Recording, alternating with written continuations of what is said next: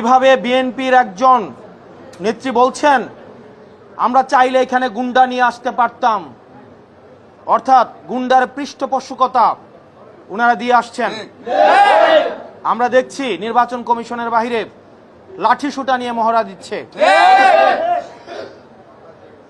নির্বাচন কমিশন, প্রধান নির্বাচন কমিশনের অফিসের যদি এই অবস্থা হয়, সারা বাংলাদেশে এই বিএনপির যারা রয়েছে এই গুন্ডাদের পৃষ্ঠপোষকতা দিচ্ছে, তারা কিভাবে ভোট কেন্দ্র দখল করবে সেটির আজকে হচ্ছে টেস্ট ম্যাচ হয়ে গিয়েছে। এবং এইসব নেতাকর্মী বাংলাদেশে কিভাবে, হাসিনার সময় আমরা বলতে শুনেছি, হাসিনা বলতো 20টা হুন্ডা 10টা গুন্ডা নির্বাচন ঠান্ডা। আর আজকে রুমিন ফারহানা, যিনি হাসিনার কাছে ফ্ল্যাটের জন্য আবেদন করেছেন, যিনি হাসিনার পতনে সবচেয়ে বেশি আমার মনে হয় কষ্ট পেয়েছেন, সবচেয়ে বেশি কষ্ট পেয়েছেন, তিনি হচ্ছেন রুমিন ফারহানা। আমরা 15 আগস্টে আওয়ামী লীগ থেকেও বেশি আওয়ামী লীগ পণ্য যাদেরকে মনে হয় তাদের মধ্যে রুমিন ফারহানা অন্যতম। উনি সব সময় বলে থাকেন বিগত 15 বছর নাকি উনি অনেক ভালো ছিলেন। উনি অবশ্যই ভালো থাকবেন, কারণ উনি যত ধরনের আওয়ামী সুবিধা রয়েছে সব ধরনের সুবিধা উনি নিয়েছেন। নির্বাচন কমিশনের যারা কমিশনার রয়েছে, আপনারা যদি মনে করেন আপনারা নিজেরা আপনাদের এই নির্বাচন কমিশন পরিচালনা করতে পারবেন না, আপনারা অন্যরা কেউ পরিচালিত করে আপনাদেরকে, আপনারা মানুষের সামনে সেটি প্রকাশ করুন। না হয় নিকট অতীতে আমরা নুরুল হুদা কমিশনকে আমরা দেখেছি, তার পরিণতি আমরা দেখেছি। বাংলাদেশের মানুষ আবার কোনো মঞ্চস্থ নির্বাচনের দিকে যেতে চায় না।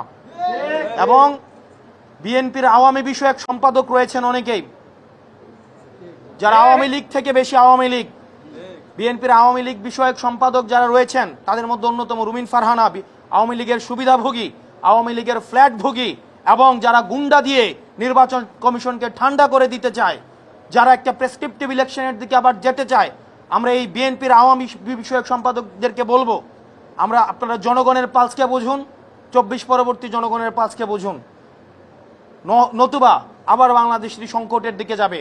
এবং তাদের কারণেই আমরা বিশ্বাস করতে চাই বিএনপি এখনো পর্যন্ত গুন্ডাতন্ত্র, তারা যেই বিএনপির এই ফজলু সাহেব, উনাকে এখনো পর্যন্ত আমরা সম্বোধন করছি, সম্মান দেখাচ্ছি, কিন্তু উনি যে ধরনের বক্তব্য দিচ্ছেন এবং রুমিন ফারহানা যে ধরনের বক্তব্য দিচ্ছেন, যে ধরনের কার্যক্রম পরিচালনা করছেন, আমরা ধরে নিব এগুলো হচ্ছে বিএনপির হাইকমান্ডের ইনস্ট্রাকশন। এবং আজকের নির্বাচন কমিশনে যেই ঘটনাটি ঘটেছে সেই বিষয়ে বিএনপি কি অবস্থান নেয় সেটির প্রতি আমরা নজর রাখব।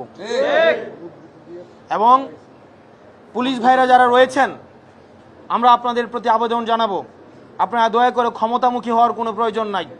আপনারা দেখেছেন নির্বাচনের আগের রাতে যে ওসিরা, যে এসপিরা, যে পুলিশরা টাকা খেয়ে নির্বাচন করে দিয়েছে, আমিরামিন নির্বাচন করে দিয়েছে, তাদের আজকে পরিণতি কি হয়েছে।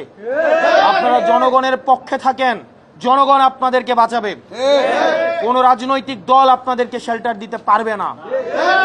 যদি জনগণ আপনাদের পাশে থাকে তাহলে এই হুন্ডা গুন্ডার রাজনীতি বাংলাদেশে আর পুনর্স্থাপিত হবে না। আমরা এই গুন্ডার রাজনীতি আমরা ভারতে পাঠিয়ে দিয়েছি। এখন এই রুমিন ফারহানারা যদি সেটি আবার বাংলাদেশে রিহ্যাবিলিটেট করতে চায়, তাহলে হাসিনার প্রতি তাদের যে আন্তরিকতা, তাহলে হাসিনা যেখানে আছে তাদেরকেও সেখানে চলে যেতে হবে।